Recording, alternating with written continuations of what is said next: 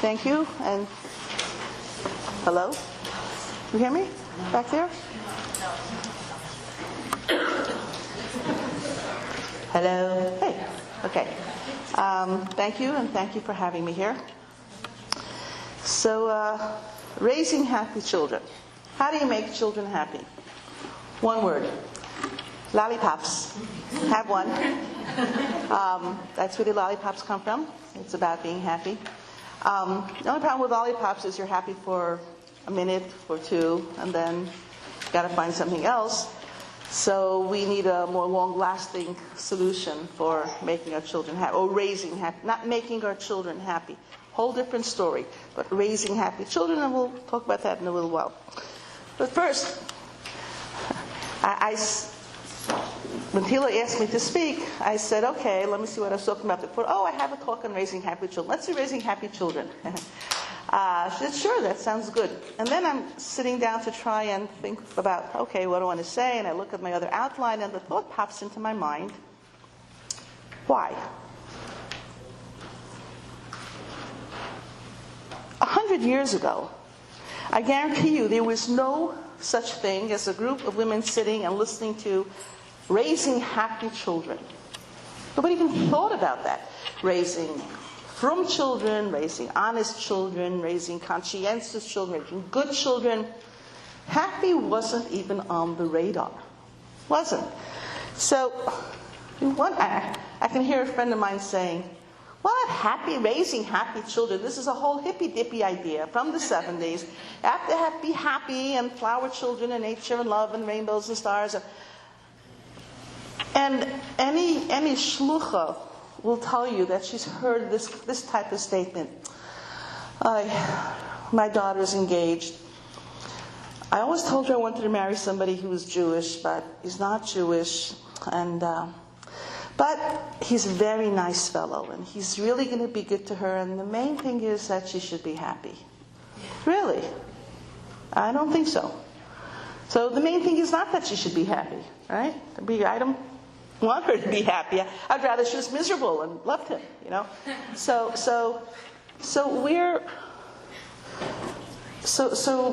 what is this that we're talking about when we want to raise happy children?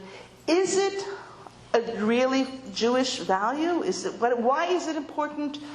So I'm going to compare this to something that we have in this week's Parshat. Tzipi, where are you? Yay!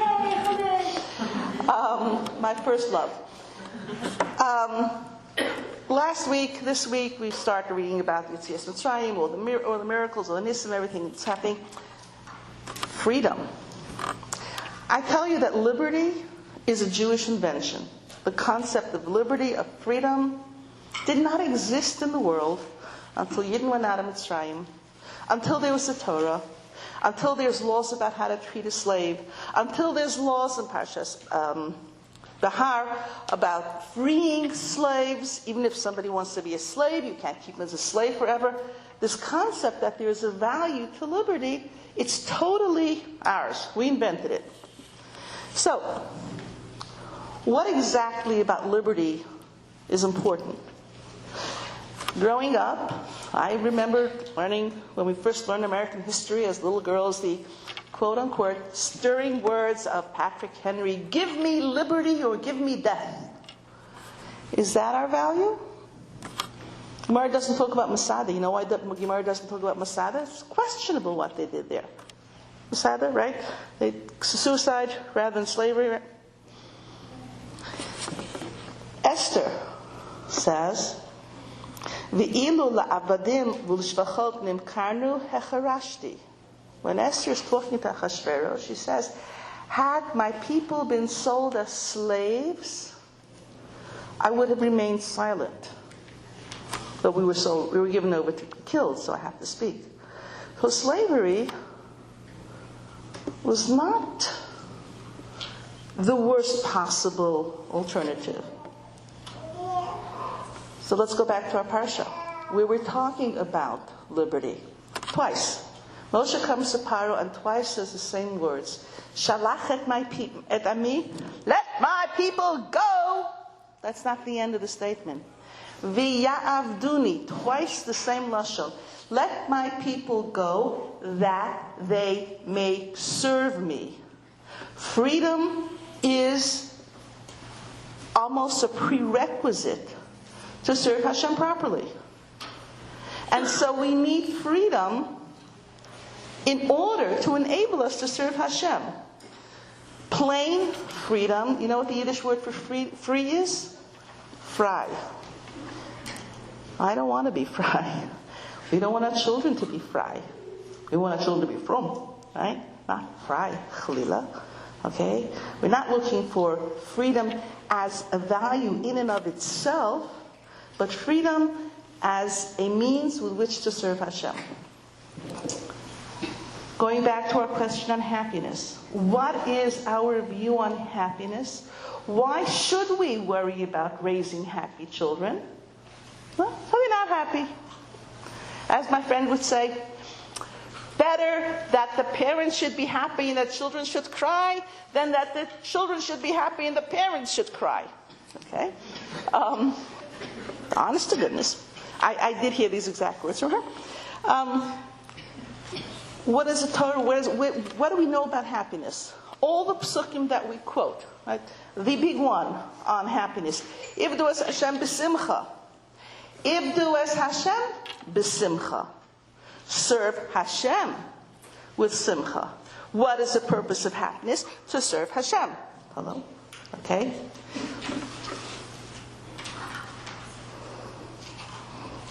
My computer really messes up my... Oh. This, it writes Hebrew strangely sometimes. V'samachta b'chagecha. Rejoice, be happy in your Yom Tovim. Shabbos. Yismechu b'malchuscha. Okay? Rejoice in the kingdom of Hashem. Simchu tzadikim Hashem.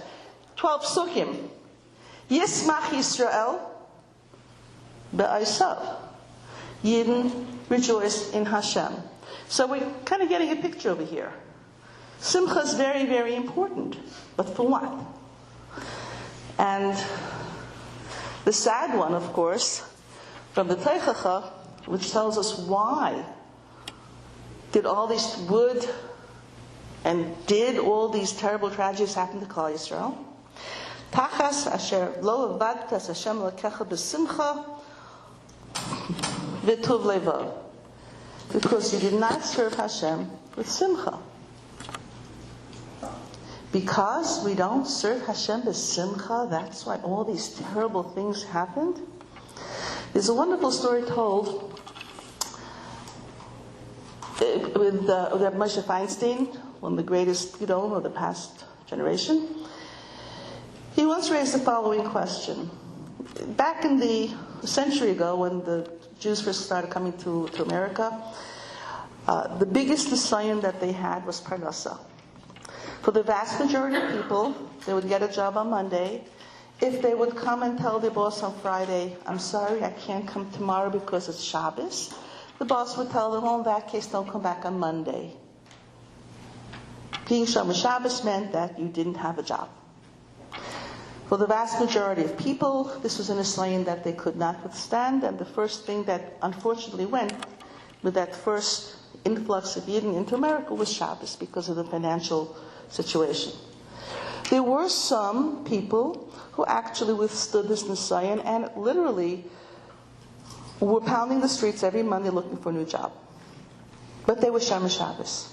So Ramesh asked the question, why is it when parents were so meiser nefesh for Shmir Shabbos, you would think that, of course, their children would also value Shabbos and would remain to be strong Shomer Shabbos. But that was not the case. And Ramesh gave an answer. He said, if the parents sat down with the family on Friday night, and the father gave a krechts, and he said, Oi, es ist schwer zu sein a Yid. It's hard to be a Yid. I'm a Yid, I'm Shomer Shabbos, es ist schwer zu sein a Yid. The kids heard, es ist schwer zu sein a Yid. It's hard to be a Yid. If they came home on Friday night, the father and mother sat down and they said, Oi, es ist gut zu sein a Yid. Aren't we lucky? We have Shabbos. We are not bound. We are free. We can sit together. We can eat together. We can have a day together. This is good to sein a Yid. The first group may or may not have remained Shomer Shabbos. As a schwer zu sein a Yid. We're not looking for difficulties. A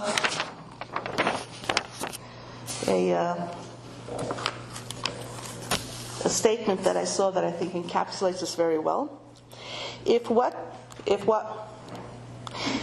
you want for your children is a burden to you, they will wish to be free of it. If what you want for your children brings you great joy and vitality, they will wish to outdo you in it. Tanya, Perek Chaf Vav. Let's compare this battle. This is a free translation. Let's compare this battle between the Yetzer Tov and the Yetzer Hara, between the Nefesh Habamis and Nefesh Elokis, to winning any other competition. Think of two men who are wrestling with one another, each attempting to throw the other one down. If one of them would be lazy and sluggish, he would be easily beaten, even if he were the stronger one. The same applies when it comes to winning against the Yetzer. You can't beat it while in a state of laziness and sluggishness, which are symptoms of depression and a fossilized heart. The only way to win this battle is with a zeal that comes out of joy and a wide open heart, free from any nuance of worry or anxiety in the world. Without simcha, it's very difficult to fight the Nefesh Habamis. It's very difficult to continue in the journey in Yiddishkeit. So we are wanting to raise happy children because we want to raise children who are capable and willing and want to continue in the ways of Yiddishkeit, in the service of Hashem, in our beautiful tradition, heritage, yada, yada, yada, yada, yada. That's why we want to raise happy children. And the stronger, the harder the battle becomes, the stronger the simcha needs to be. There are so many challenges that come from outside that if we don't have the joy from inside, we don't have the joy in who we are and in what we are and what we're doing, it's very, very hard to fend off that other stuff. So, I know it's a bit of a long introduction, but this is why we need to raise happy children. How are we going to define happy children? Not with the lollipops. Same as we don't define happy adults. Most of the stuff that we're going to do from over here and on in is probably true in most relationships as well. Happy adults aren't happier because they have a new dress or a new car or a new house or a new whatever, because you have a new dress and it's new for 2 weeks or 3 weeks or a month or 2 months, and then you want another one. So that's not really any sort of a lasting. And anything, any physical thing, any lollipop, even the most sophisticated lollipop, is not going to keep you very happy for very, very long. So, what kind of happiness are we talking about? And I'm going to suggest the definition. A happy child, as a happy person, is one that has a positive attitude towards, first and foremost, towards herself. She feels that she is good, valued, important, loved. Many years ago when I was first married, I spent, maybe 2 months, I spent a Shabbos with my in-laws. And we were sitting at the Shabbos talking. I had a little sister-in-law there at the time there. She's a bubby now. I think I'm dating myself. And she's 8 years old, 3rd grade. And we're talking about I'm a teacher. And I say to Sarah, would you like, if I was your teacher? And she says to me, of course. But it wouldn't be fair. So why wouldn't it be fair? Because you would love me the best. I always loved that story because it was something so beautiful about it, and I really never sat and thought about it until I was working over here, and the story popped into my mind, and I realized that this is essentially what the kind of children we're trying to raise. Children who know that of course my family loves me best. Even a sister-in-law that I know for 2 months. But she's my sister-in-law. She loves me the best. The security, the positive self-feeling was awesome. You would love me the best, she said, with opening her big brown eyes. You would love me the best. That's what we're looking for here, ladies. A child who looks at the best, who has a positive outlook on others. This is a kid that you have to warn about not going to a car with strangers. Because somebody would want to hurt me? Why? Why would somebody want to hurt me? People are my friends. Last week, my uncle came home from school, a bloody nose. Dripping. I mean, blood all over his face. His mother, what happened? All right, there was 3 little boys in the back seat of the carpool, and this happened, that happened, and he got punched in the nose. So she calls the mother up there. Who did it? She calls the mother. And Yaakov wants to talk to the guy who punched him in the nose. And he gets to the phone, he's 6 years old, and he's crying. And in between the crying, he says, I don't understand. You're my friend. I like you. Why did you punch me? I don't understand. In the middle of his crying, he couldn't understand. Why would somebody punch him? He's his friend. Right? That's the kind of outlook that we want our children to have in general, towards other people, even towards the world at large. I suggest that a happy child is somebody who has this positive attitude towards himself, towards others, towards the world. Now, all children are different, and some children are naturally more born like this. Some children are more fearful or more anxious. But nevertheless, all children can be brought to a point where they have this security and this feeling of security, really. Okay, so how do we raise children like that? Here's where the talk starts, maybe. Sorry. You know how they say about how much does a house cost? Depends on 3 things. Location, location, and location. You know what are the 3 most important factors in having a happy child? Parents, parents, parents. Specifically, happy parents, happy parents, happy parents. Teach by example. I have a magnet on my refrigerator that says, if mama ain't happy, ain't nobody happy. Right? Right. When you're having a bad day, nobody in the house is having a good day. Time to go and lock yourself in your room for 10 minutes and somebody asked a question about that. What do I do if it's 4 o'clock and I've had it and it's a long day left?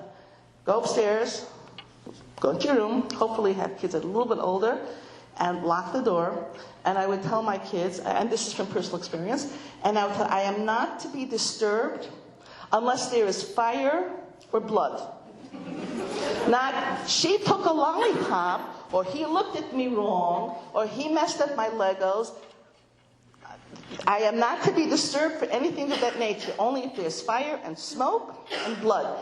If you need it, sometimes you need a timeout in order to function as a parent. And that's 10 minutes that you will take off is going to do wonders for everybody's, you first, for everybody's peace of mind and serenity. All right. My son told me a wonderful story of a young man who came to some sort of a Shabbaton in Crown Heights, must have been in the 50s or in the 60s, way back. And he was placed with this couple, an elderly couple, Holocaust survivors. They hadn't had children for many years, and then after many years they had one little child who was clearly the apple of their eyes. He sat by the table, it was just them and him and the baby, and then at some point the father had to leave, excuse himself because he was going to put the baby to sleep. After that Shabbos, the boy, Mars time existed then or whatever, he became a frum boy, frum young man. And even asked, what was it? It probably was kind of a depressing, not a very Lebedik Friday or Shabbos event. He said when he left the table, maybe he went to the bathroom, And he passed by the room where the father was putting the baby to sleep. An older man already, putting a Holocaust survivor, putting his one child to sleep, and he's singing to the child, "Es ist gut zu sein ein Jid, es ist gut zu sein ein Jid, es ist gut zu sein ein Jiddisch Kind." And he was so, wow, after all that this person has gone through, and this is his attitude. It's so good to be a Yid. He said, that drew him in, that pulled him in. This particular kind of attitude. That's how we raise happy children. What can we do? Some suggestions. You've heard about the idea of doing random acts of kindness. Do random acts of joy. Dance around the island in the kitchen on Friday night. Grab some kids and just dance around the kitchen. Or Tuesday afternoon, doesn't matter. Dance. Just take the kids and have some music. Dance around. Why? Because es ist gut zu sein ein Yid. Tickle the kids. Tell silly stories. Sing silly songs. All my kids know the words to "There Was an Old Lady Who Swallowed a Fly." We used to sing that on the way home from carpool. It's good. It's good. Have a pillow fight. Have a pillow fight. Make awful puns that the kids groan. "Oh, mommy." Right, you know. "You're embarrassing me." Your friends are there, right? It's good. Celebrate Yom Kippur. Any Hasidic Yantif, a minor Yantif, a major Yantif, celebrate. Always have a special supper for Yom Kippur. Rosh Chodesh, half birthdays? Sure, why not? The first day of spring, a great reason to celebrate. And nowadays, soda is a very, very bad word. It's like poison squared or something. But in the old days, we used to have soda on Shabbos, and if we had for a birthday or Yutes Kislev or whatever, we used to have soda. My youngest son had a special mission in life to find special reasons why we should have soda for supper. Today I got my first 100 in whatever it was. Today it was like, but it's nice when kids are looking for reasons to celebrate. Right? Make reasons to celebrate. Look for occasions. I have another thing. I have people come to my house because they told me to read my kitchen. My magnets on their fridge and the signs on the right. You surround yourself with happy stuff. I have one sign that says, "It's not happy people who are grateful. It's grateful people who are happy." Practicing gratitude has become a buzzword in the world out there, like mindfulness and gratitude. It's really ours. We invented this idea. Moda'ani. We start with the Moda'ani, but take opportunities during the day to be grateful and share it with the kids. It's a beautiful sunset. Call the kids. Come quick. I have to show you something. Come quick. What? Look how beautiful the sunset is. Oh, there goes mommy again. But it's okay. Let them appreciate these things. Somebody's coming. Bubby or Xavier are coming. The Goldbergs are coming. Your sibling is coming home from school. Your sibling is coming home from yeshiva or whatever. Make signs. Have them color signs and hang them up. It's so exciting. So-and-so is coming. Bubby and Xavier are coming. The Goldbergs are coming for lunch. Whoever it is, it does. Make signs. Look for opportunities for gratitude. Bench lift. Give everybody a kiss. Aren't we lucky? Aren't we lucky? Look what we have. Isn't it amazing? Have gratitude for what we have, and if we see our lives as Yidden, human beings also, really, as opportunities for gratefulness. Look, the Eibishter is good. So good zu sein a Yid. Right? Children will internalize that kind of attitude, and they will be happier for that as well.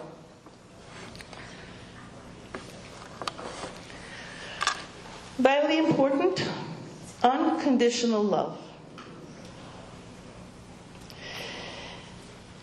My sister, I have a sister, her name is Fredi. Ironically, the name Freid, we call her Freidi, means joy. Freid is happiness, is joy. Freidi had one child. He was born after she'd been married for 7 years, and he was, to be very politically incorrect about it, he was a vegetable. Yankee was able to do 3 things. Well, Yankee could not walk, talk, hold his head up, be in control of his arms. He did 3 things. I think he could see, well, I guess maybe it's 4. He could smile, and he could swallow. Not very well, but he could swallow. His yard site's coming up in a few weeks. He was a beautiful little boy. And she and my brother-in-law, his parents, adored him. One time, I walked, my sister used to do needlepoint, you know, like bubbies, the needle points, you saw those little gub lines, they used to call them. I walked into Yankee's room, and there was a hand-stitched needlepoint in the room. It contained the pasuk from Shiras Chana. You know the story of Chana, right? She was childless, and then she was granted a child, and she did Shiras Chana, the song of Chana. The words that were embroidered on this needlepoint were, El Hana'ar Hazeh Hispaloti. For this child, this is the child that I davened for. Vayitain Hashem li es she'elasi asher sha'alti me'imo. That's the end of the pasuk. And Hashem gave me that which I asked of him. El Hana'ar Hazeh Hispaloti. Our children are the children whom we davened for. These are the children that were given to us. They need us to raise them, and I think we need them to raise us. Hashem made the perfect shidduch. He gave us the exact children that need us and whom we need. And when we realize that each and every child that we have is mine, was given specifically to me, and even though I don't understand it sometimes, like at 5 o'clock when you're all fetching and screaming and crying, but even if I don't understand it sometimes, these are the children that Hashem has given to me. They're mine. When we look at our children in that light, then we can raise happy children. We have an unconditional love for our children. It's not based on what they can do or what they cannot do, their abilities or their limitations. But this is a child that was given to me. El Hana'ar Hazeh Hispaloti. It was one of the most beautiful and heartbreaking things I've ever seen. And if you want if you want to listen to a beautiful and heartbreaking song, try YouTubing it. El Hana'ar Hazeh, gorgeous song by an Israeli singer that has the voice of a malach. Amazing. There's a YouTube, and I actually asked my daughter if I should show it over here, but she said the YouTube itself is just pretty boring, but the song is magnificent, so go home and YouTube it and listen to it. It's amazing. Okay, so what does unconditional love also mean? Another story. Appreciate the uniqueness of each child. There's 2 men, Feivel and Shmerel, are 2 brothers, and as a lot of these stories go, Feivel is very rich, has everything that he needs, but he has no children. Shmerel has 14 children running around the house, ages 1 to 13. Okay? And probably because of that, he has the penny to his name. Okay? And one day, Shmerel approaches Feivel and says, I have an interesting idea. I'm going to mention it to you. I don't want you to answer me right away. I want you to go home and talk it over to your wife. But you have kind of her, what did I say, 13, 14? Yeah, 14 children. And you know that I was not blessed with any. Perhaps you would give me one of your children to raise, to take care of. You know that we would love them, love that child with all of our hearts. And we could give the child all the wonderful opportunities and take care of him and just, we would have a child, you know. And we certainly could give it everything. So don't answer me right away. Talk it over with your wife. And obviously I would, not that I'm buying the child Chas v'Shalom, but of course I would be very happy to help you out with the others. Goes home and tells his wife about this proposition. And said, well, let's say for argument's sake, which child would we give? Mendy? Nah, Mendy is my little tzaddik. He comes with the shul every day. I'm not giving up Mendy. Chani? No, she's my little balabastala. She makes all the cookies for Shabbos. No? Yossi? Oh, he walks around the house singing the whole time. We can't do that. Layla? She's so good with the children. Shlomi? He's so cute. He can just pinch his chubby little chin. The next day, Shmerel goes back to Feivel. Shmerel, he says to Feivel, the thing is, you kind of made a mistake. You said to me, you have 14 children. I don't have 14 children.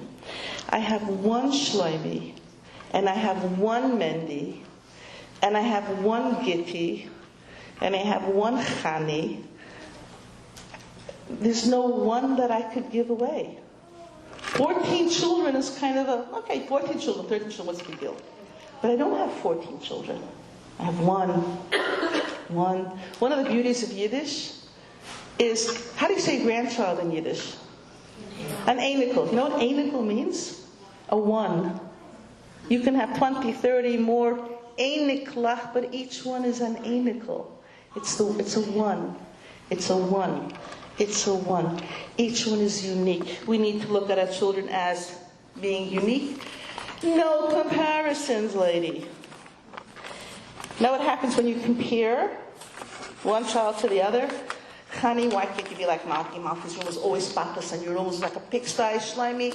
Your brother Mendy always gets 100s on all of his tests and he studies, and look at you, put the Legos away and go and study. Not only are they not motivated to do whatever you want to do, but they're motivated to hate their brothers or sisters who they make compare. I don't want to be like Mendy.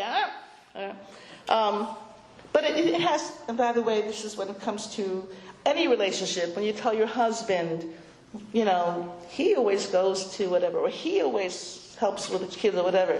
That doesn't work. You can't compare anybody to anybody. Each child has to be treated individual, and they should know that. You don't buy shoes for everyone because Mendy's sneakers are too small. If Mendy's sneakers are too small, Mendy needs a new pair of sneakers. It doesn't mean everybody needs new sneakers. And if you do that all the time, where the kids know that it's not just a one size fits all love. I mean, everybody's in here. Everybody. No, everybody gets what they need. I don't know if this is really such an effective tool, but when my kids would tell me, she got in around whatever, you love her more. And I say, yep.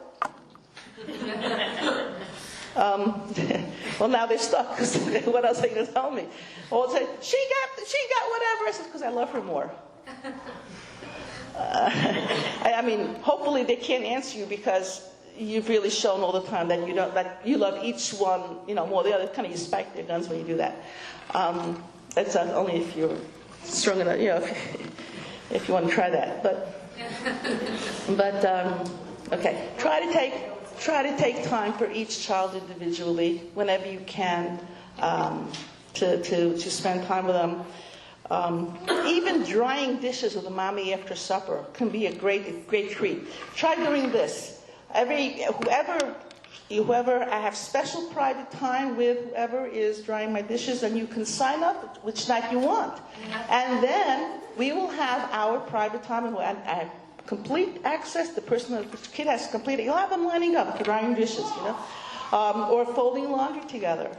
Whoever's folding laundry with you has your unique individual attention. Sometimes that's the only time we can give for private time, and it works. It works. If you have 10 kids you're putting to sleep, it's hard to give everybody private time before bedtime, you know. Put up like gel rods, make sure none of the other sensor rods. What? You just put up like gel rods, make sure everybody has rods. Anybody who ventures in gets to do something else. You know? But you try and take a walk with a kid on a Shabbos or whatever. Try.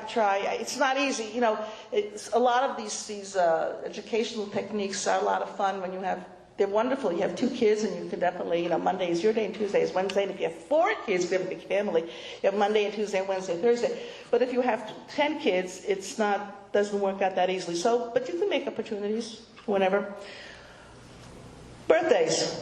Great days. You tell a child that your birthday is the day that Hashem said the world can't exist without you. Ooh-wee, that's heavy. Look how important you are. Your birthday is a day that shows how important you are. Make birthdays special. Lots of presents. Cheap presents are fine. Go to a dollar store and buy 10 little dollar things. Okay, after a while, till about 10 it might work. But it's so exciting. My kids always allow them to choose their own birthday supper. And they can't have ice cream, cake, and cookies for supper. It has to have, protein, a vegetable, whatever. I used to have, the older kids used to, when it came close, isn't chicken soup your favorite food? my youngest son, Nebuch, was always convinced that he hasn't put chicken soup on salami sandwiches because that was what his next sister's favorite foods were. So for a week or 2 before his birthday, he was convinced that chicken soup and salami sandwiches are the best supper in the world. But, okay. What do you do if your child was born on a fast day? You make a birthday party the next day. No problem.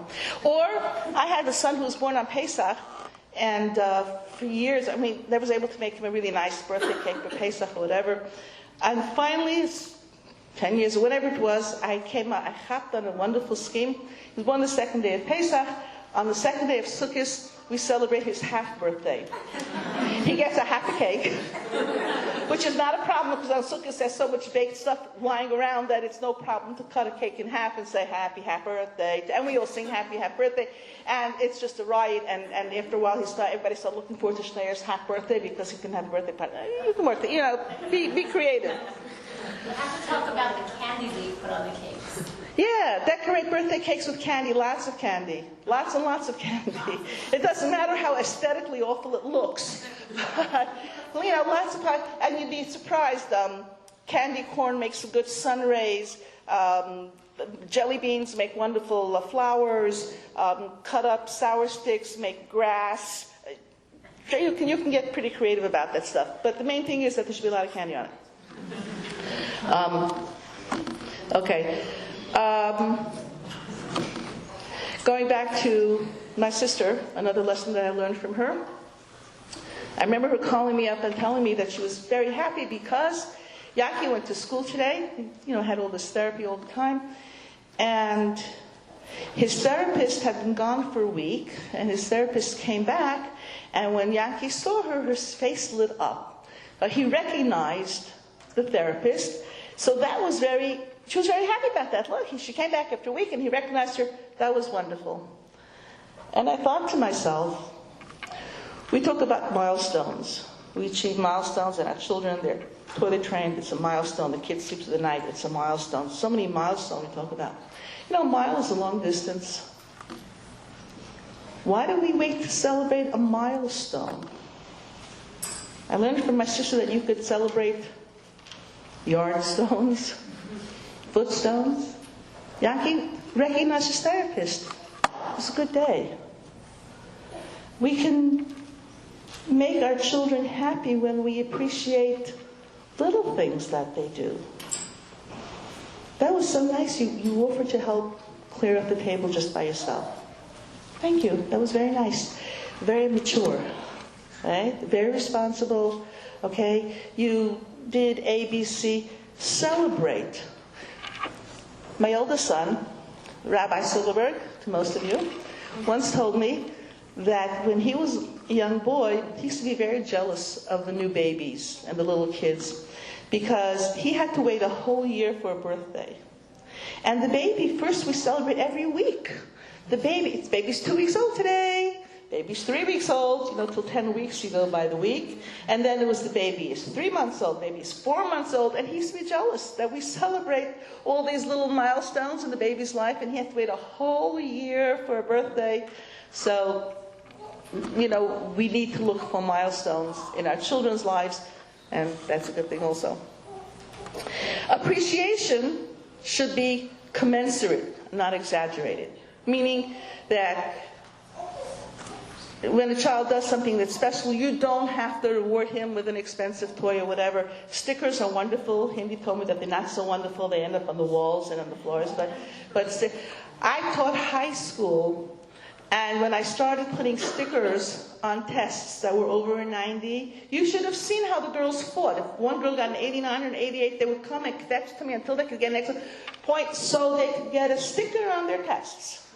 So everybody likes acknowledgement. Kids as well. A sticker is fine. A gold star on the nose, on the forehead, on wherever you want. Wonderful. Appreciation, and it's nice when they have something tangible. It doesn't have to be something big. And keep your balance. If your kid comes home with a big black and blue scribble, it's like, oh my goodness, you are so artistic. This is the most amazing thing I've ever seen. A Picasso, he's not. He doesn't even have any nose, doesn't even have the nose and the eyes in 4 different corners of the paper. Trust me, it's not a Picasso. You can say, very nice. Nice, you like the color blue, don't you? Right? What is this a picture of? Oh, really? That's very creative. That's very imaginative. But don't go overboard, because when we praise our kids for things that are really valueless, eventually they figure it out. And then nothing means anything. Right? When we praise our kids for, the kid came home with an 80 and worked hard, I'm very proud of you. You worked hard and you did a nice mark. Kid comes home with a 90 when the kid should have gotten 100, because the kid could have gotten 100 with a half a brain tied behind his back, but didn't bother, didn't care. I'm disappointed. You could have done better, right? You didn't study very much, right? So praise, you should be lavish in praise when it's earned. And don't make something more than it is. Okay.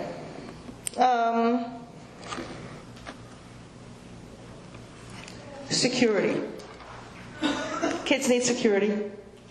Newborn babies, everybody swaddles them now. You know why? Because you put them in a crib, and the baby's been all fetched up inside your body before, and then you put him in a crib, and he doesn't know what to do with his arms and legs. It's like, what is this? The baby wakes up and goes like this, and he startles himself because he doesn't know what this thing is that's in front of his face, and he starts to cry.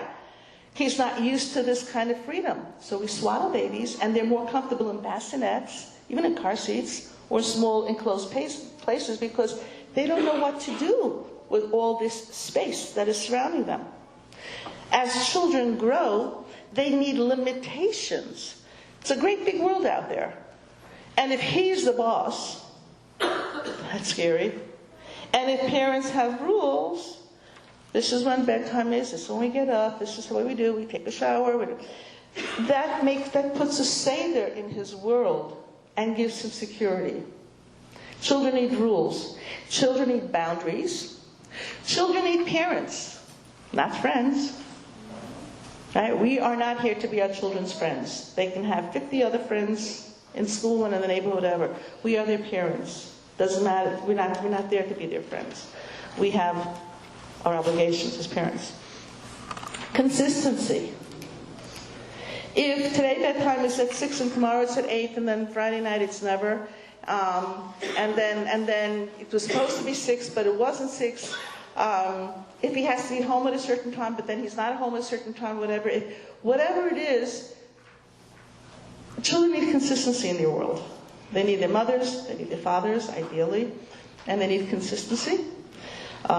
If you say you're going to do something, you need to do it. If you say you're not going to do something, you need not to do it. Even if the child has a tantrum, even if the child is very upset, don't threaten what you will not fulfill. If you do this, then I will. I've been guilty of telling a 2.5-year-old little boy that if you don't behave yourself, I'm not taking you to the upshare. It's not really going to work very well, but we're getting very excited about an upshare. Hopefully nobody's ever caught me on this one that you can't have an upshare without me, so no matter what, I'm going to my upshare, right? But in general, that kind of threat is not a good one. If you don't behave, you're not going to come with us to Florida next week. Really? You'll have tickets to go to Florida and you're going to take the kid because you're not going to leave him behind. So don't threaten him that you're not going to take him with. When you will. Right? Don't use a cannon to kill a fly. I once got a call from someone. She had told her daughter was about 12, and her daughter was supposed to meet her. She was supposed to meet her in shul Friday night at, let's say, 6 o'clock. And she came to shul. Her daughter wasn't there, and the daughter came back at 6:30. Apparently, the daughter had been there earlier. The mother wasn't there. She went out for a walk. She came in at 6:30. The mother said, "You weren't here when I told you to be here, so you are grounded now for a month." Why did she call me? Because the daughter's best friend's bas mitzvah was this Sunday night, and she wanted to know if she should make an exception that the daughter should maybe be able to go to bas mitzvah. The first problem is that if your daughter is a half an hour late, you ground her for a month. When she'll be an hour late, you'll ground her for a year. Right? If she's a day late, you'll ground her for life. I mean, there's no parity over here between the crime and then the punishment. So yeah, you're going to get yourself stuck if you're being time out. Your 3-year-old should not be put in time out for more than 3 minutes. After 3 minutes, he doesn't remember why he's there. That will be destroying the room. And then you're in trouble. Right? I think they read someplace that do timeouts for kids 1 minute per year of age. A 5-year-old, 5 minutes, timeout. Their minds don't, talk about cruel and unusual punishment. It should be meter keneged meter, right? So when you're doing both rewards and punishments, make sure that things are appropriate when you're relating to your children. Okay. In terms of security, insulate your children from the bad things. In the world at large, there's a strong movement that parents should really keep their children from watching even the news on, people who have television, we only watch the news on television, right? And your children are watching with you, and they see the murders, and the floods, and the wars, and the bodies. It's scary out there. Children don't need to know that. They don't need to see it. And even if they know it, seeing things is they're seeing things is very, very scary. We need to insulate our children. And when scary things happen, and unfortunately they do, your friend has a child, your child has a friend who lost a parent. That's terrifying.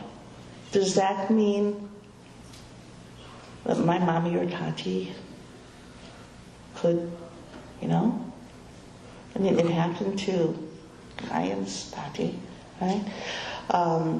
There was a 12-year-old little girl who was killed in Australia. A couple by a car. Does that mean that? And we need to tell children that, unfortunately, sometimes bad things happen. But you shouldn't worry, because most likely it will not happen to you. Your parents, we plan to be around here till 120 until you're quite old. and reassure them and insulate them when the bad things do happen. Say, yes, it was very sad.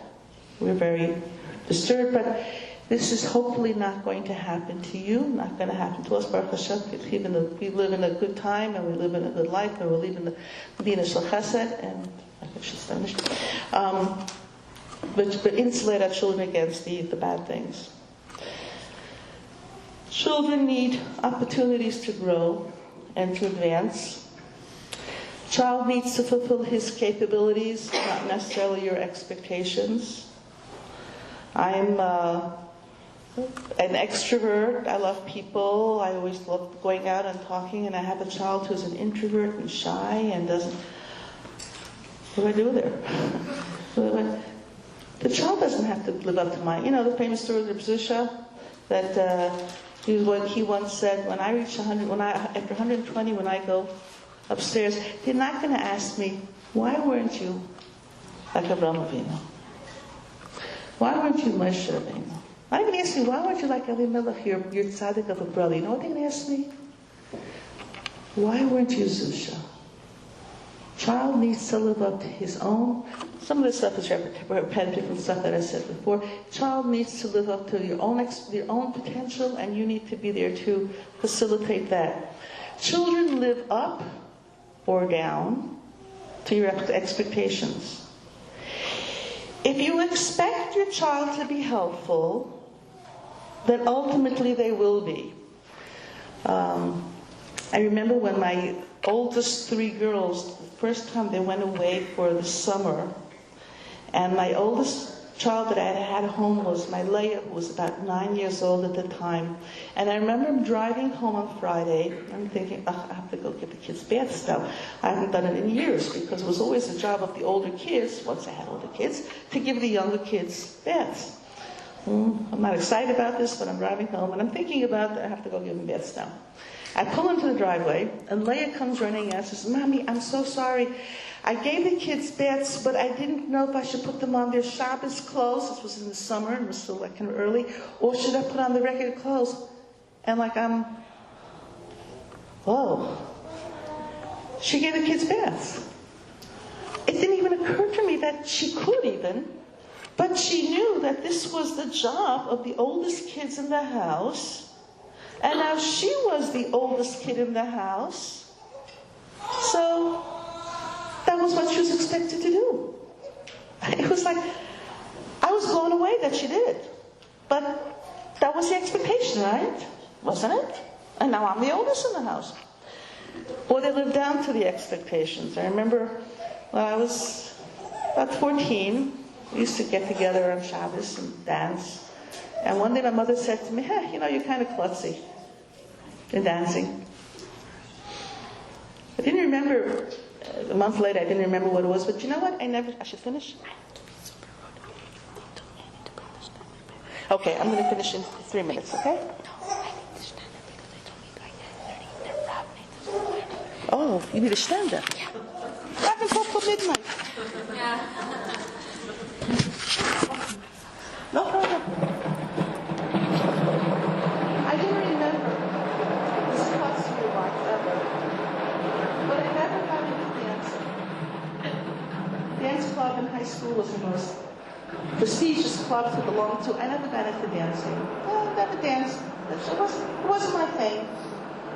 We went on shlichus, and the first time we had a wedding with somebody in our community, we're in the car going to Chastan house, and says to me, okay, we're going to get there, and it's going to be, mixed seating and probably mixed dancing, but the first dance is like the hora, and they play some Jewish music, and I'll get the men to dance, and you'll take the women, the kala, and the women to dance. And I said to him, I don't do that. And he said, well, if you're not going to do it, nobody will. We went to the Chasana, stayed together, and it's after the football, and the Chassan Kala come in, and they start some sort of Jewish song, and my husband gives me a look, and he gets up, and believe me, it's not his thing either to go schlep people to dance. But he goes, gets the Chassan, whatever, and it's like, Okay, you gotta do what you gotta do, right? And I got up and I went to get the car.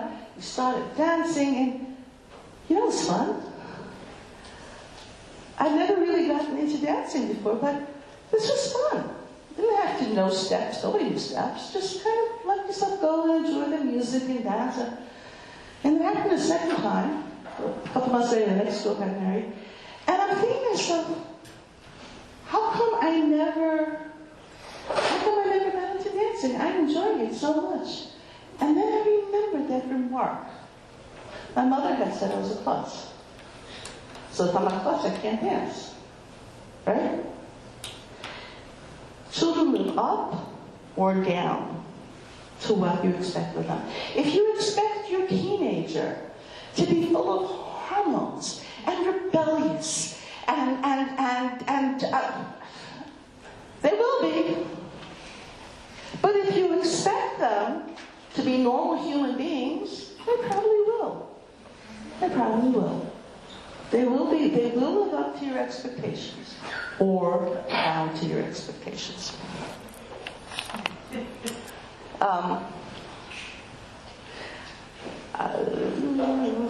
Almost done. Do not generally do for your child that which he can do for himself. Once a kid's 8 years old, I firmly believe that the kid can pack his own lunch to school. They can. Give them the guidelines. They can pack their own lunches. And if they don't remember to take their lunches, it's not your job to bring it to them. They're not going to starve to death. Most schools, I think, have like crackers or whatever, something to give the kids if they don't starve. They'll learn pretty soon to become responsible for their own lunches. It's impossible to get the kid up in the morning to go to school. If they're a certain age, you're responsible to get yourself up. And if you don't get yourself up, you're going to have to, I don't know, you can either stay home or you're going to walk to school. It's going to stop when they have responsibility. It will. You're not responsible to do your kids' homework. I was a very bad mother.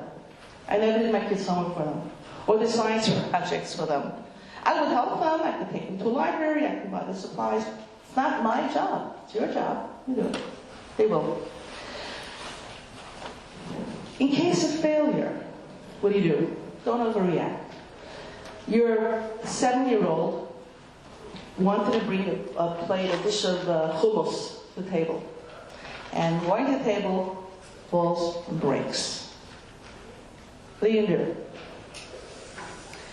Pretend he's a guest.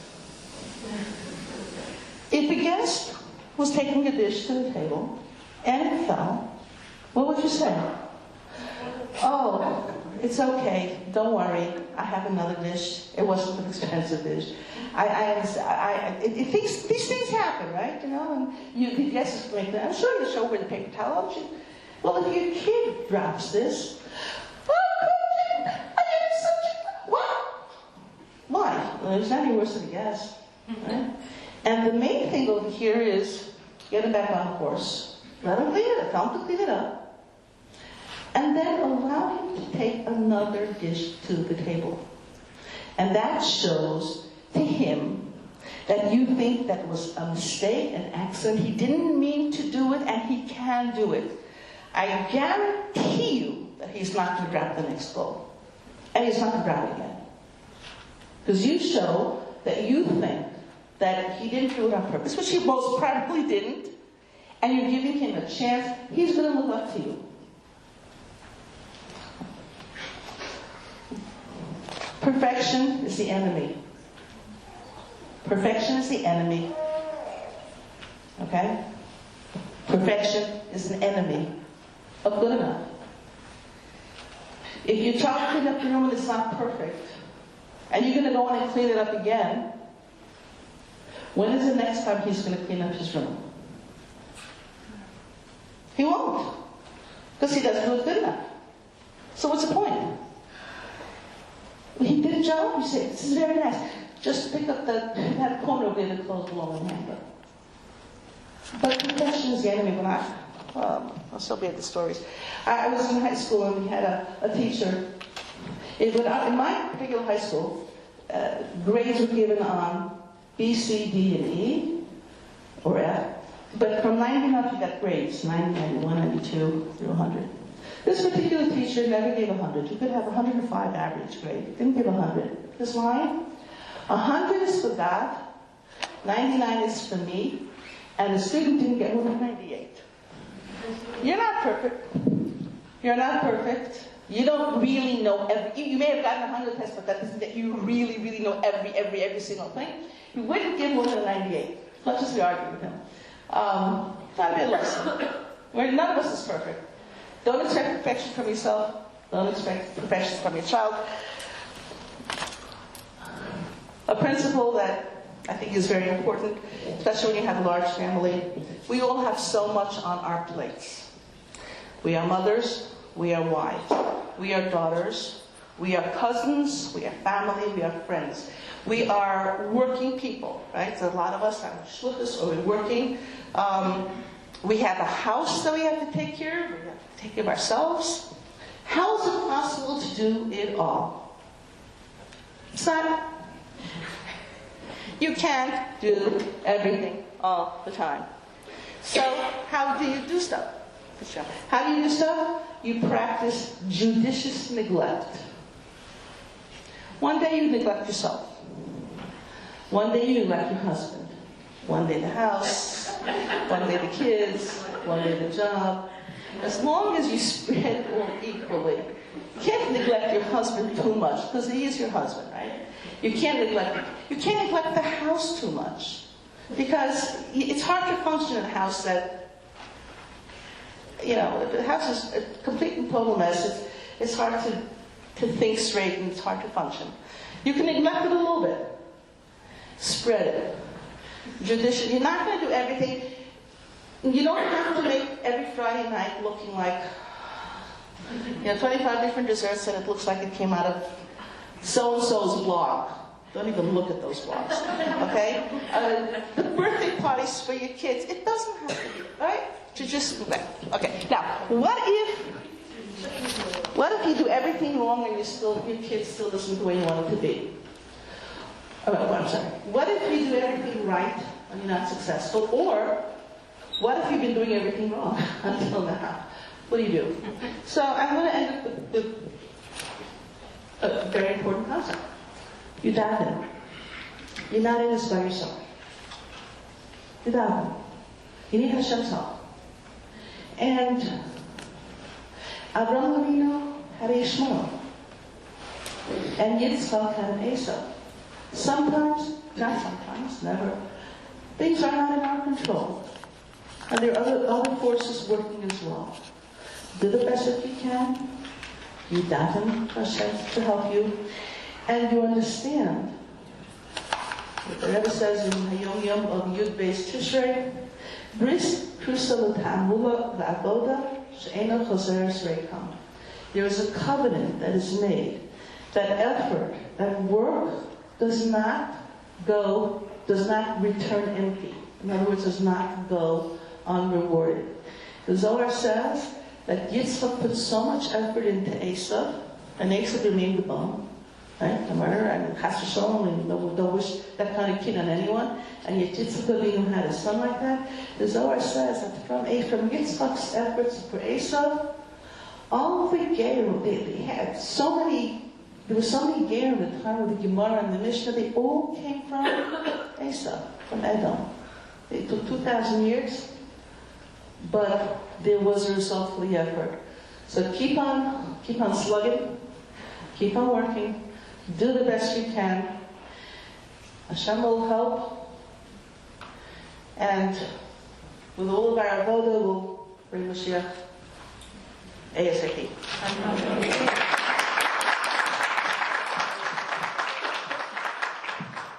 It only turns off when you don't want it. Like kids. Right. Thank you so much. You said you could talk till midnight. Probably could have listened till midnight. No.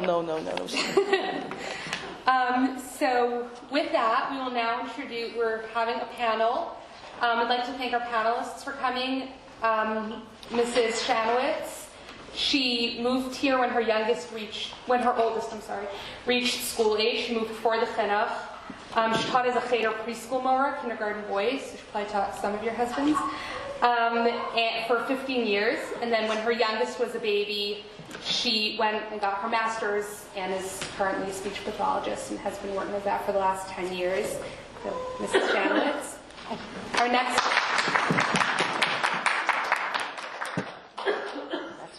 Our next panelist is Mrs. Pearlstein. Thank you so much for agreeing to come. She's the Cheder principal of the girls' building. I have a daughter there who loves it. She taught high school, she taught 8th grade, taught in Beis Rivka, and is also a mother of a large, beautiful family here in West Rogers Park.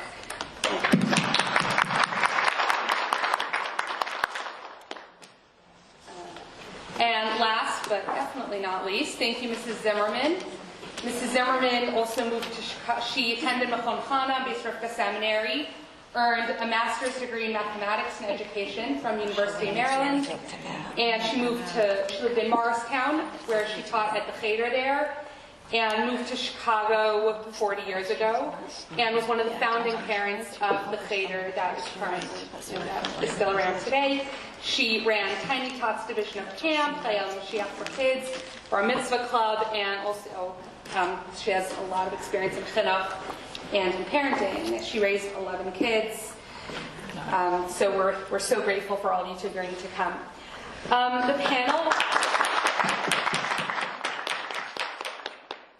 The panel will work as follows. For those of you who watch the presidential debates, I'm so sorry. It'll work as follows. A question will be presented to specific panelists to make we want to hear all of you, and you'll have approximately 2 minutes to answer. Obviously, if you're in the middle of a thought, by all means finish it. There's no purpose in having 10 half thoughts, but it serves as a guideline so that, out of respect to each panelist, that we hear each one, and out of respect to the audience members who submitted questions, that we get through as many as we can. So, without further ado.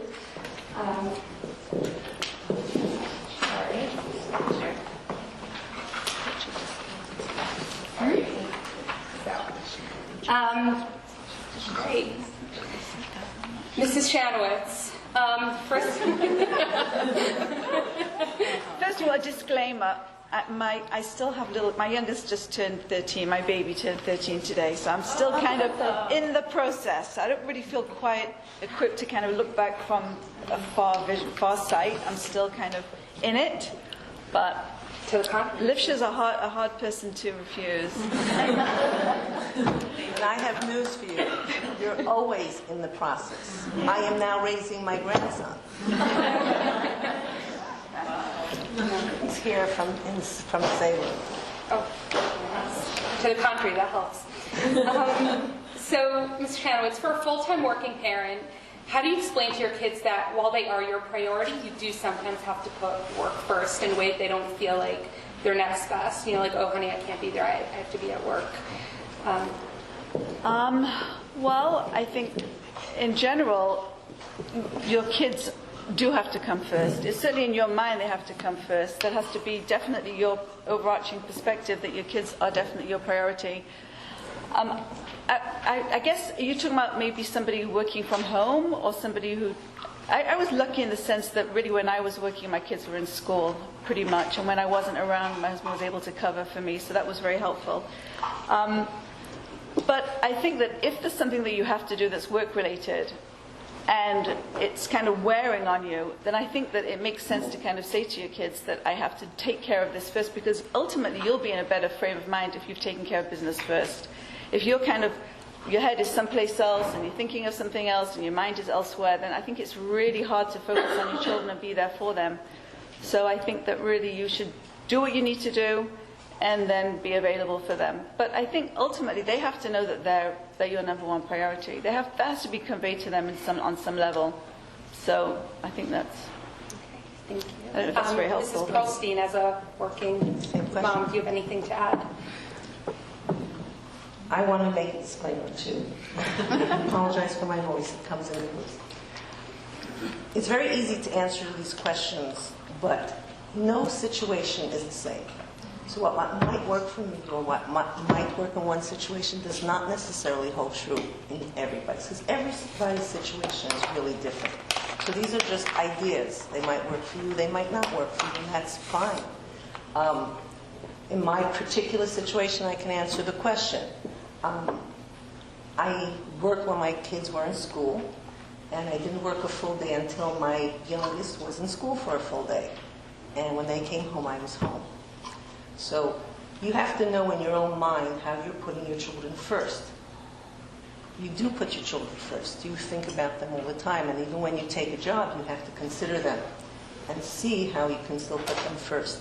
And the second thing is, the children should take pride in what you're doing. So if you share with them why you're working and what you're doing, and sometimes it's shlichus, sometimes it's teaching, sometimes it's working so that you can give them what you want for them. So they should have a pride in what you're doing. So if they do and they understand it, it's very easy to sometimes say, I need this time right now, and I promise you when I finish, then I'll be able to do whatever it is with you, or make up the time.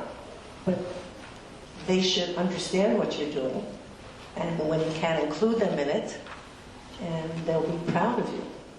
Thank you. All right, I forgot to mention this before, it's getting late, but it should, kind of disclaimer, this is not professional advice. Anything pertaining to, Can't sue us. sorry, anything pertaining to, real, health and, more, something that you should be seeking out a doctor or a mental health professional for. There are resource cards that our organizers have, and they'll be leaving on the table. So on the seats, so you can just take. These are this wonderful advice, but obviously, anything pertaining to mental health and physical health is beyond the scope of this for them. Mrs. Zimmerman, when siblings fight, when is an appropriate time to step in, and when should they be left to settle things for themselves? About that. If somebody's being hurt. It all depends on the situations, obviously, but I think that a parent needs to step in. I don't think that the parent needs to step aside, because there's too much emotions going on, there's so much age difference, and it could be an older child bullying a younger child, and I think that there needs to be parental supervision. I don't think that the children should just be left to work it out themselves. That was my policy, and I tried very hard to make sure that there was, I don't want to say fairness, because there really isn't fairness when you're raising children. As Mrs. Silverbird said, that there is each child needs different things, and we have to be able to provide that. So what one child needs, another child might not need. And when they're fighting and they're arguing, it really needs a parent sometimes to step in and to control the situation. Mrs. Silverberg, would you like to ask? Yeah. You need to step in if somebody's being hurt. That crosses the bounds. If they're arguing about a game, I found that the easiest thing to do is to say, I'm not interested who started and who finished. If you can't work it out, I'm taking the game away. They learn very quickly how to resolve that problem. And if they see me coming to take it away, say, no, Mom, it's okay, we're fine. We worked it out, because then they don't have the game. So they can work out certain things. It's also important sometimes, I've seen in my family a certain situation where sometimes a younger child starts up and is driving the older one crazy and is ruining his whatever. And then when the older one reacts and, gives the kid a patch or whatever, the other one, he hurt me. And you say, you're the bigger one, you shouldn't, but it wasn't. He was really provoked. So you need to know that also. And you need to make sure that it's not just that the older one is bullying the younger one. Sometimes the younger one is asking for it. So you need to, you need to be on top of what's going on. And, I just wanted to add that sometimes your children can surprise you, and sometimes they can come up with the solutions themselves. Mm-hmm. Sometimes you'll say, well, what should we do? What do you think we should do? And sometimes they can come up with really good solutions that's agreeable to both parties. So That's just something else that sometimes works, something to add to your toolbox. All right, next question. Mrs. Perlstein. How does one deal with trying to raise their, quote, typical kids while dealing with a special needs child who takes lots of the attention, time, energy, as well as needing to be dealt with differently? Is there a way to ensure that that child doesn't affect the discipline of the other children? I think it's a little unfair for me to answer that question. Dealing with a special needs child is a very big responsibility. It's a very difficult one. I would imagine that a parent who has a special needs child can answer that better than I can. However, children are all different and have to be dealt with differently. And even if children are just different, not necessarily special needs, children have to know what their strengths are, or what this child is good at, or what this child, or something, this is difficult for Hani, so we need to help her with it, or this is easy for you, so you can help her with it. And getting the children to help each other, and to recognize that this is difficult for this child, so we're going to help the child with this, is really a very helpful thing. If you can engage the children themselves to understand what the difficulty is, and celebrate the strengths of each of them, and get each of the children to celebrate the strengths of the others and celebrate the victory of a special needs child, or a step or something that they've accomplished. And it's a constant struggle. It's really, as I said, very difficult for me to answer this because I don't have it to that extreme. But we did have children where some things were hard for them. And enlisting the other children to help out and be sensitive to it was a very powerful lesson. Mrs. Zimmerman, next question. Baruch Hashem, I have several children, and sometimes I feel like some of them don't get enough of my time and attention because I'm so busy with the others. One child has special needs and he gets tons of attention, while often disturbing the regular flow of the rest of the family, and my other kids suffer. How can I ensure that each child gets the individual attention he needs? Can you share some tips and tricks to manage the morning routine, bedtime routine? That's good questions. It's a little bit similar to the other one, but with a special needs child, hopefully you're obviously getting professional help for that child and integrating that child into the family. You really need to get coaching from whoever is working with that child. That's one piece of it. The other piece are the other children that are being disturbed by that child, or in truth, in every family, like Mrs. Perlstein said, in every family you have children that you might call special needs. One might be more aggressive, and one might be more active, and one might have allergies, and one might, be bad in school and needs attention there. So every child can disturb the whole family constellation. I find that if you will try to work on the solution of that child, like if a child is aggressive and maybe he's very calm and he's doing puzzles, then you need to have as many puzzles around as you can. Or if it's something where a child needs a calm space, then you have to be able to create that space. So that you have to have coping tools for whatever that child's issue is. The other part of it for the other children, so that they don't get disturbed so much by the commotion or the interference of a child with special situation or issue, is to make routines in the house as much as you can. If there are routines on a regular basis, when the mother has to be diverted to the attention of the special need child or the special issue, the routines can then follow almost by themselves, and the children can continue on while the mother's distracted doing what she needs to do over here. But if those routines haven't been established and put into place, then it's very difficult to handle both things at the same time.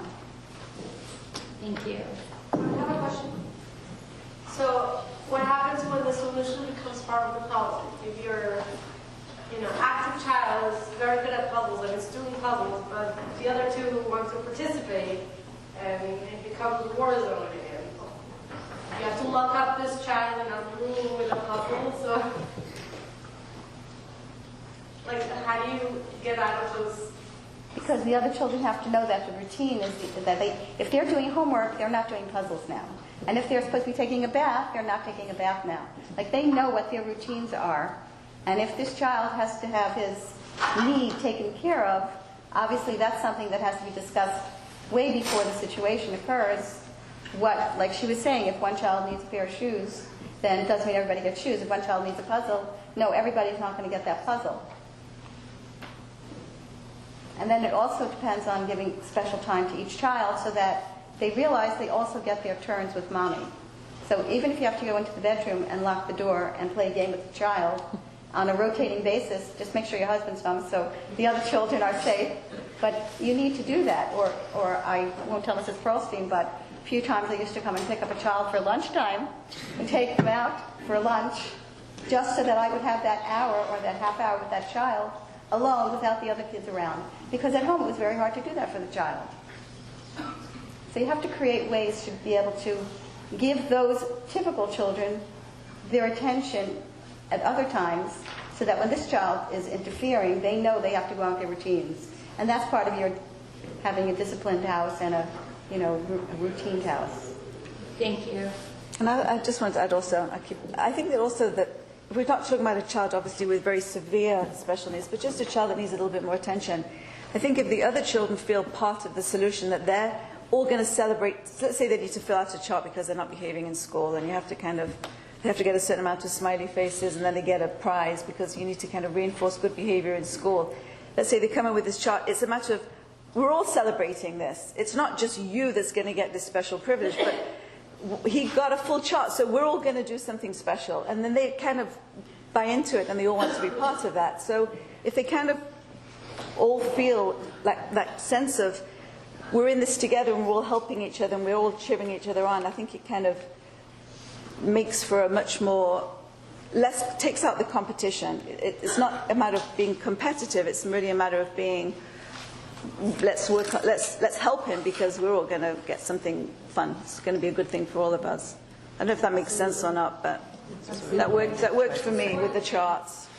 We've done that with toilet training, like when this child becomes toilet trained, then all the other kids, the siblings are trying to help them. Right. Because it's a whole party for everybody. Exactly. They all get the jelly bean, right? If I may, when we did this the toilet training business thing, so each time if the honoree of the moment, if he or she produced, he or she got chocolate chips to give out to everyone. So she had a sharing teams in there. Come on, make it. And if she made, so I gave her the chocolate chips to give to everyone. So everybody was invested in her success, and they got chocolate chips. I will share with you a funny story. With two of my youngest, which I found out many years later, would sometimes trade places on the potty. And the older one would sit down on the potty and produce the evidence, and then the honoree would say, "Mommy," and I would get it. So sometimes children find that it work in their interesting ways, but you give the kids an vested interest in the success of the other one. You're amazed how helpful they can become. Yeah. Thank you.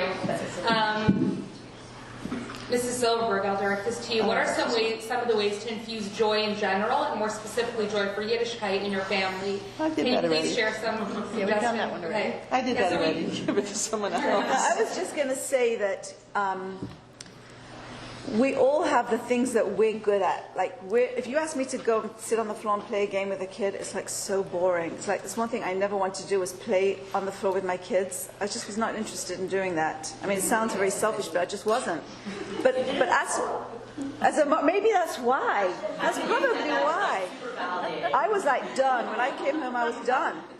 But one thing I didn't mind doing was lying on their beds and singing the psukim with them and singing songs with them. That I enjoyed. So we don't all, as you said so eloquently, we don't have to be perfect. We just have to be good enough. And if we can focus on the things that we enjoy doing, we can be more successful. Instead of beating ourselves up and saying, oh, I'm not playing with them, I'm not sitting on the floor and interacting with them. Just focus on the things that you do enjoy doing and make those the things that are your things. Those are the things that I do. So those are the things, yeah, or reading books. Some people like reading books, some people hate reading books. So it really depends. I would say do what you enjoy doing and make that your thing. And that's what you do, and that's part of your parenting, as opposed to doing things that you really, making yourself do things that you really don't enjoy doing. So this one's about bringing joy. interesting. This one. That's another question. So, Mrs. Pearlstein, I get the interesting next one. question from the audience is, what are your thoughts on spacing out pregnancies? I've heard different points of view. Some say not to take birth control, some are supportive of it. Juggling the pressures of home should be on the top of one's priorities, and to take care of the children that one already has. I see some families, and it appears that the children are not being taken care of in terms of hygiene, physical needs, and not having what the children need. She knows the answer. She wants to hear. Wow. Ask her off. Did you have her up? Yeah. Okay. I think a very, very important thing in parenting is knowing yourself and really knowing each child. Really thinking about each child. Understanding how they tick, understanding what they like, what they don't like, what works and what doesn't. The same thing applies to yourself. Don't fool yourself, but really, you need to know yourself. You need to know what you're capable of and what you're not capable of. Don't look at your friend and what she could do, and like you said, at all those blogs and things, what everybody else is doing. But really know what you can do and what you can't do. Sometimes it's not the child you have to cut out, but some other things you're doing. Sometimes you really have to know what you are capable of doing.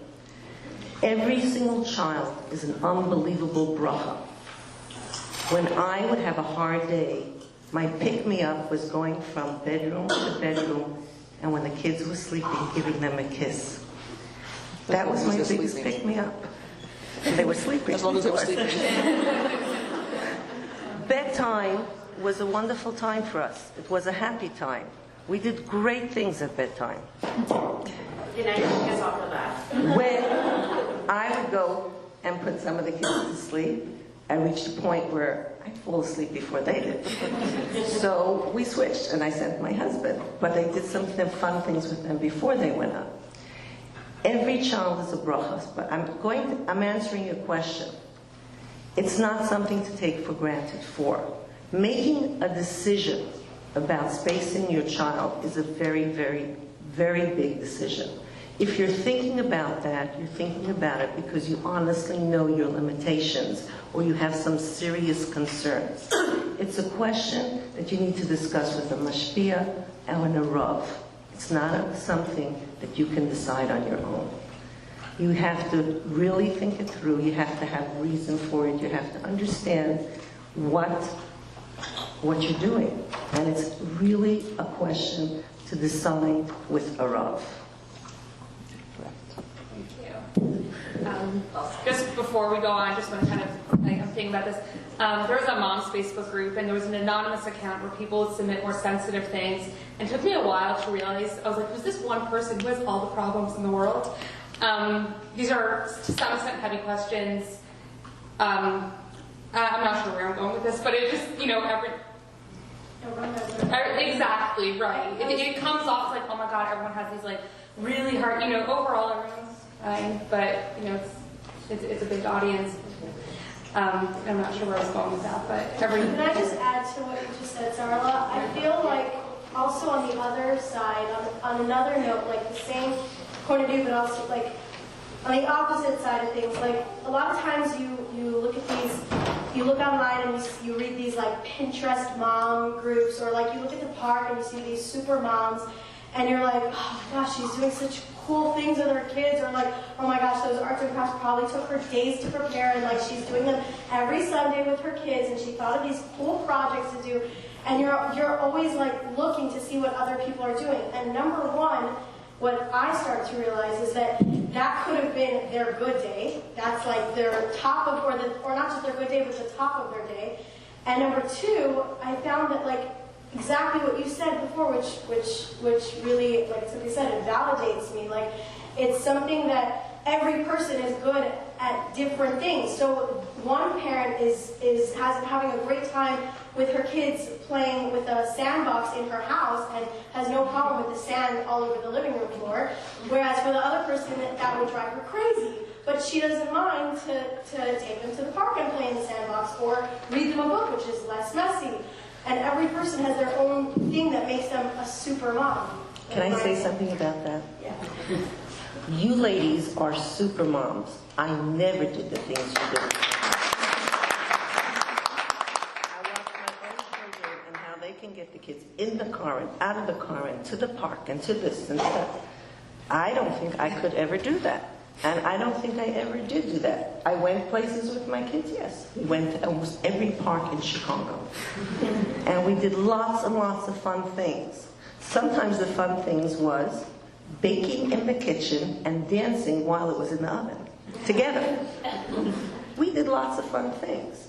It doesn't have to be so super, whatever you want to call it. It's beautiful if you could do it and it's nice, there's nothing wrong with it. But I'm telling you, I could never do that, and I didn't do those kind of things. What's most important to children is that they know that they love you, not that you could put on WhatsApp or whatever where you went and that they know that you love them, and that you count the words and how you speak to them. Because words have a very long time effect. Very long. There's a very, very beautiful thing that I saw I used it at my teachers' meeting today.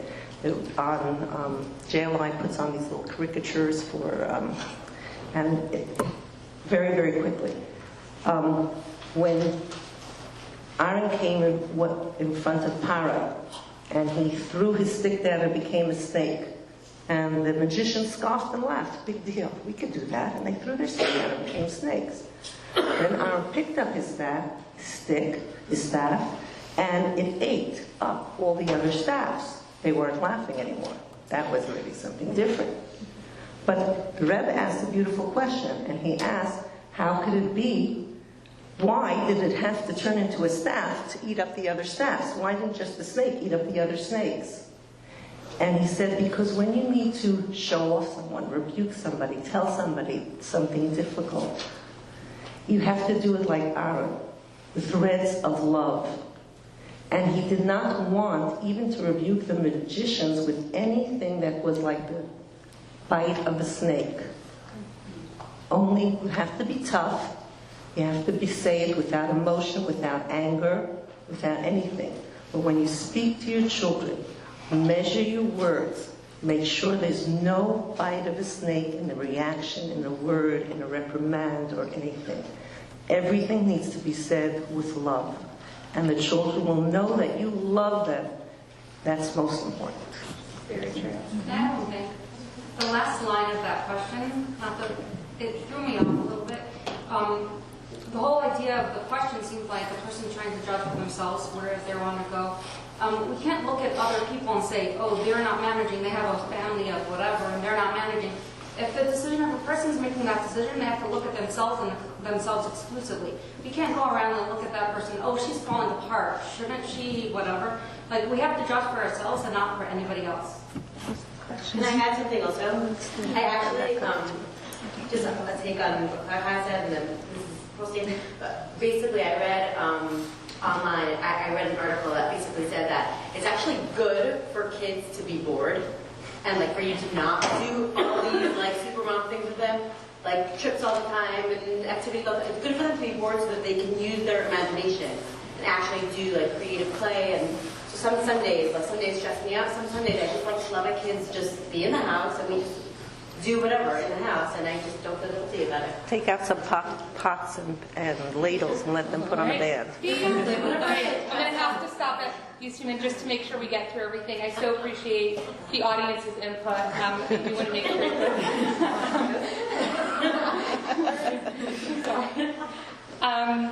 So, Mrs. Zimmerman, my 4 children share a room, and really they share everything. Toys, errands, special prizes.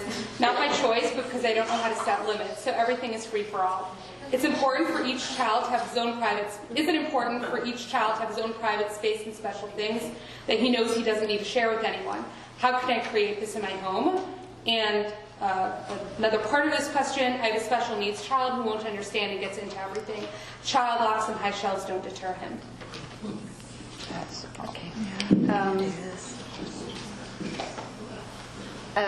In order to, if there's no private space in this house, and if that is a concern of the parent, and she wants to try to create some kind of space for each child's things, and that he should know that the things that he created or the things that are important to him aren't going to be touched by somebody else, the parent has to be motivated to want to do that. In order to set up a system in a house where she's going to change from one type of system to another one where it's more laissez-faire and the other one is going to be more disciplined, let's say, the parent has to be very motivated to want to do that. There's many systems of how to discipline or to set up privacy rules and boundaries in your home, but the parent has to want to do that. And if she wants to do it, she'll be able to find a system to implement. She and her husband have to be on the same page, obviously, in order to get that done. If she doesn't really want to do that, if the question really is, can my children thrive in an atmosphere where they don't have privacy, or where they don't have their own things? So if that's the atmosphere that the parents choose to create, then yes, the child can thrive in that atmosphere. If that is fine with the parents, then it's going to be fine with the children.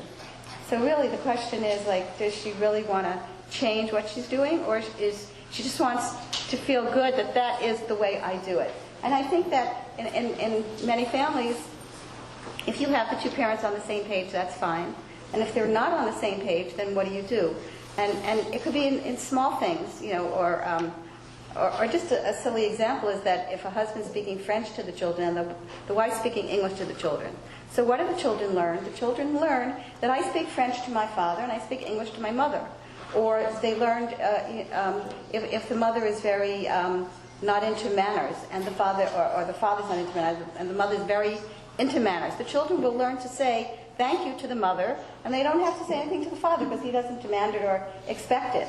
So you can have 2 points of view in a home and it can still flourish. And it's the same thing if this person wants to have a place that's without boundaries, then that's fine. The children can adapt to it and learn to live that way. If she's motivated to change, then it's a big exertion that you have to do and you have to change. Thank you. Mrs. Silverberg, how do I teach my kids something that I myself am having a hard time with? Be honest. Be honest and say, I have a hard time with this. This is important, and maybe we can work on it together. I find honesty is a pretty good policy. And it's okay to say that it's difficult for me, so I understand that it's difficult for you, but nevertheless, this is important. So I work on doing it, and I expect you to work on doing it too. Sorry, I just have a question, because one of the statements that you said earlier tonight really stuck with me, and I'm just wondering how to put those two together. That if what you want for your kids, if what you want for your kids is a burden, then they're going to want to be rid of it. And I feel like if you're going to be honest about your hardships and struggles in something, whether it's in Yiddishkeit or whatever, and you're going to tell them that this is hard for me, then it's essentially saying to Shver to Zayna Yid. I think we're maybe talking about specifics. If everything is wonderful, everything is wonderful, but I have a difficulty with this particular issue. That doesn't translate that everything is hard for me, and everything, everything is hunky dory and everything. I'm perfect at everything, and everything is so easy for me. Whatever, we're kind of giving. We may be giving, if we're too perfect. I have a problem. I'm too perfect. We may be giving. That's not a good message to give to our kids either. If I'm perfect, if I can't be perfect, then how would I do it? So I don't think there's anything wrong with our kids knowing that we're not perfect. So if I have an issue with this particular, if I have an issue, right now I'm having difficulty controlling my temper because I'm very upset. So I'm going to go to my room and I'm going to take 5 minutes because I'm really very, very angry at what happened over here. I'm going to go to my room and give myself some time to calm down, and then we're going to deal with this issue. You've sent a fabulous message to your kids. I mean, sometimes I can get angry, but I know that I get angry, so I'm going to take my time, and I'm going to calm down, and then I'm going to deal with it. You just sent a wonderful message to the kids that I have an issue, I'm going to take care of it, and then we're going to work with it. So I don't think we have to portray ourselves as always being perfect. I once said something like, WhatsApp, lovely thing. I said, I am so not in the mood of starting to cook for Shabbos now. I got from a couple of my kids, says, Ma, that was so refreshing to hear that. That's so validating. I always thought you just always want to cook for Shabbos. Yeah, right. Me. So, but it was funny. I got from a couple of my daughters that it was so refreshing. I'm so glad you posted that. I wasn't. I did anyway. I made Shabbos anyway, but I just must have been right after Yontif or something, I was Yontif out, or Shabbos out, whatever it was, and I put it down, and the kids thought they were happy to hear that. So I think if it's a specific issue and you're dealing with it, I don't think you have to show that you're perfect. And I think honesty works. I love that. What? What you just said. Honesty works. I just want to say, in answer to your question, what you love and what you respect, your children will love and respect. That doesn't mean that you don't struggle with it. But you have to show them your love for it. You really, really love it, and you want to live it, and you respect it. And it's a work in progress for all of us. And the children need to hear that and see that too. I actually really am in school full time, so now my daughter will come home and be like, I hate my homework. I was like, I hear you, but you have to do it. I have to do it. We all have to do our homework. So, last question, and then I'm sure everyone's kind of getting tired and seeing some yawns. This is Shanowitz. How did you manage to find time for yourself and your spouse while juggling the many demands of raising a family? I don't think I did. Honesty works. How did I find time?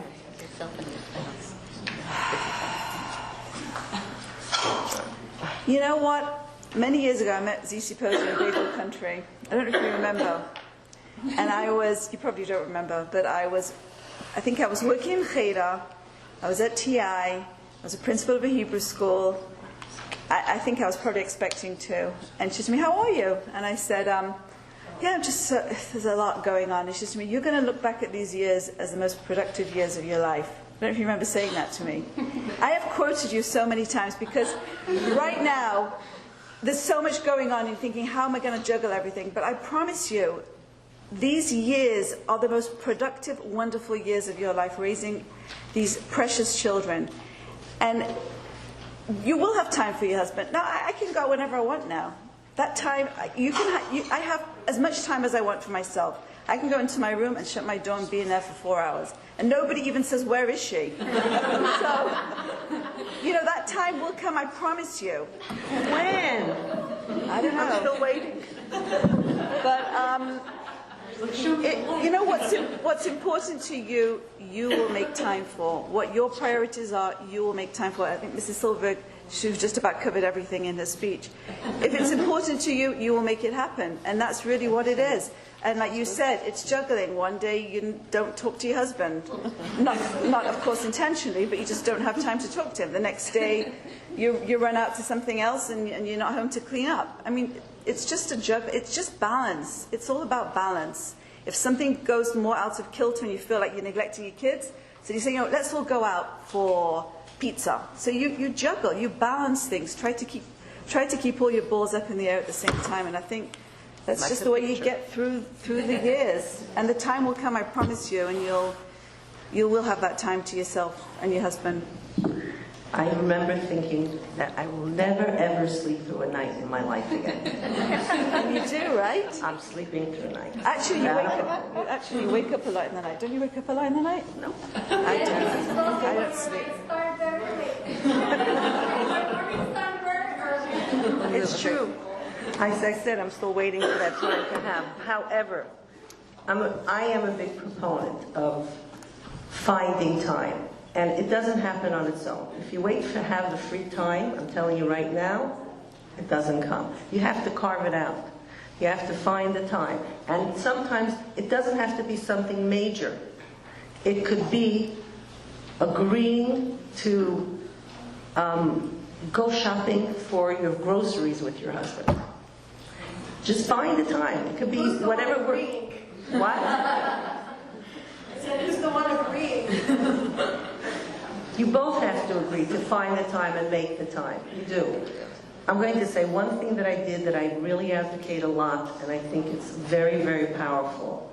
In all the years that my kids were going to school, and even now, we always ate supper together as a family. I insisted on it, and it happened. It is powerful. Without phones. Without phones. That was what? I said your son-in-laws are suffering because of it.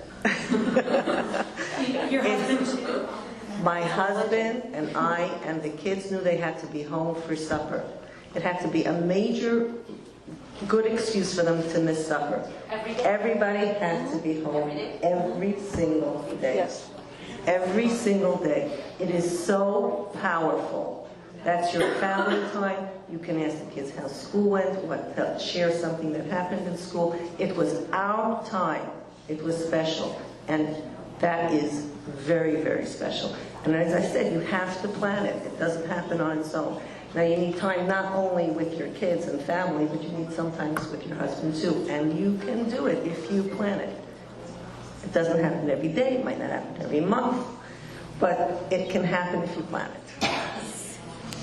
All right, and before we finish off, I want to hear if each panelist just wants to give kind of a closing piece of advice or closing remark. We'll go that way, start with Mrs. Zimmerman.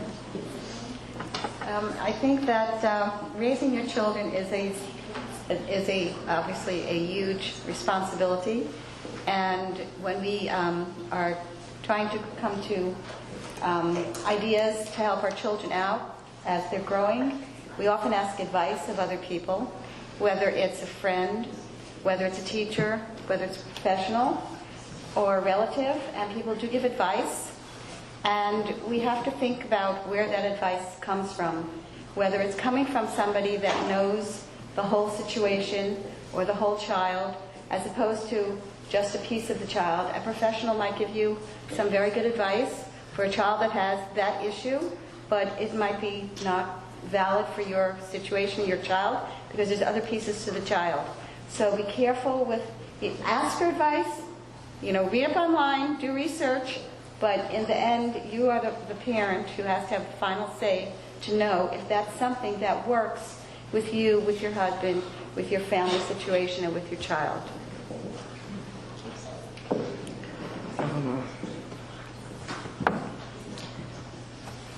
In my profession, I really get to look into families and to a lot of parents. I have to say that you don't believe in yourselves as much as you should. You are great. You do fantastic things with your kids. Everyone in their own way. I see it. There's so much... What?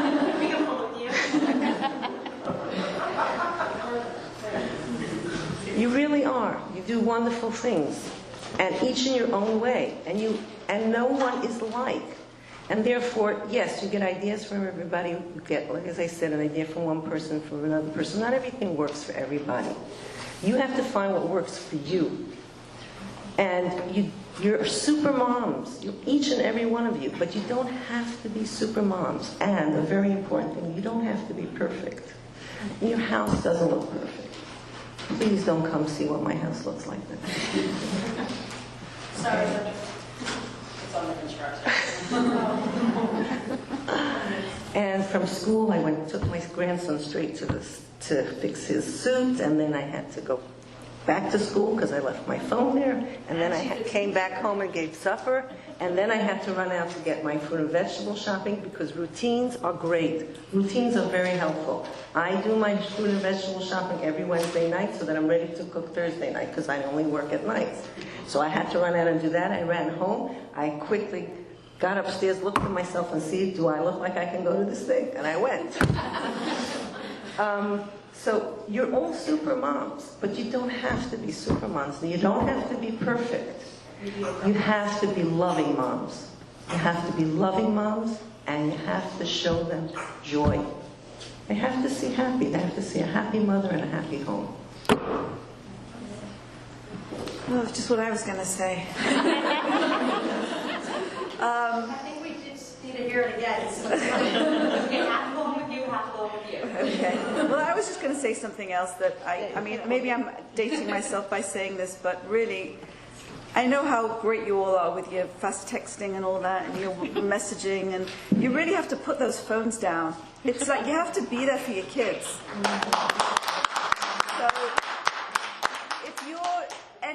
if your quality time consists of spending half your time looking at something else, I'm sorry, that's not quality time. So, my advice to you is, the best thing you can do is between 4 o'clock and 8 o'clock, just switch that phone off and put it away. I promise you, nothing earth-shattering is going to happen. And if it does, you'll find out. Somewhere or other, you'll find out.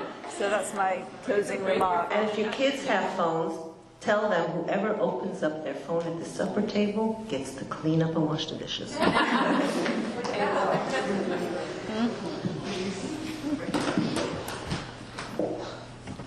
I'm tempted to end with a little story. The king who wanted to hire the painter, somebody to, some artist to decorate his.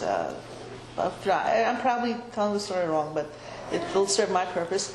And he gets these 4 great artists, and they're going to, each of them is going to paint a different wall, and then the winner is going to get some sort of fabulous prize. And everybody is working. 2 or 3 of them are working very hard, and the 4th one doesn't seem to be working very hard at all. He's not doing anything.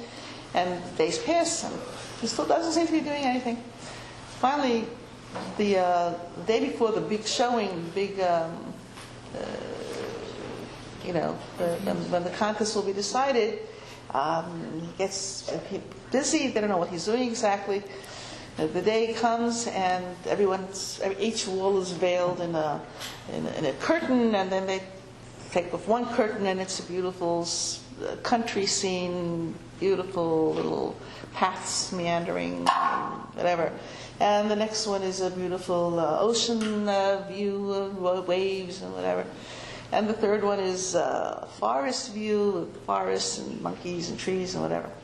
And the 4th one is a mirror, which mirrors all the beautiful art that the others did. So I'll be the mirror here and mirror all the wonderful comments that these wonderful ladies made, because I don't have anything else to say.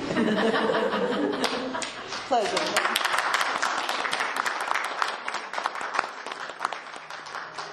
Thank you all very, very, very much. I know you all have busy schedules, your time's valuable.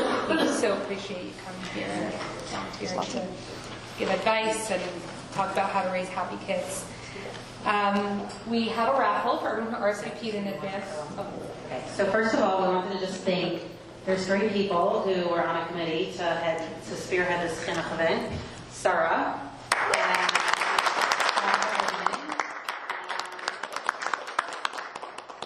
Ella. So they actually, when we got together to meet, it was originally for one event, and then they came up with a lot of amazing, it was on the bottom of your flyer, like future events that we want to run, and that's going to be run through Neshei Chabad, under the auspices of Neshei Chabad. So look out for them and share with your friends and everybody else in the larger community, because there's beautiful events that this committee is going to be continuing running, and we have to thank them for every part of it, from the food to... I also want to thank the panelists a lot. We're already getting feedback that people wish there were 2 events. One was Mrs. Silverberg speaking, and another one was just questions of the panelists. So we're going to be coming after you, and Mrs. Panelist and Nicholas, we should call you, so thank you. And we really appreciate it. And just a quick raffle, Sarah's going to draw draw for the people who RSVP'd in advance. We always appreciate knowing who's coming. We have 3 gifts, gift card to Jewel, and then 2 gift cards to the salon for a manicure. Nice. Treat yourself. That's the day you neglect your house. I was going to say, this is about raising happy adults. This one is for the Jewel gift card, Sherny Kaplan.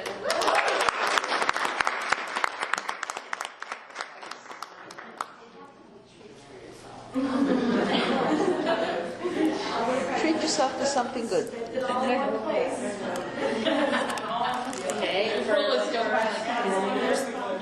right. First manicure. You want to RSVP in advance to these events. That's a very smart idea. Shady Zirkin.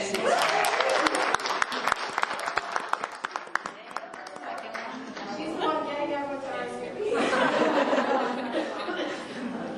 Right, and last, raising happy adult. This is also for a manicure? Yeah. Chaimushka Strux.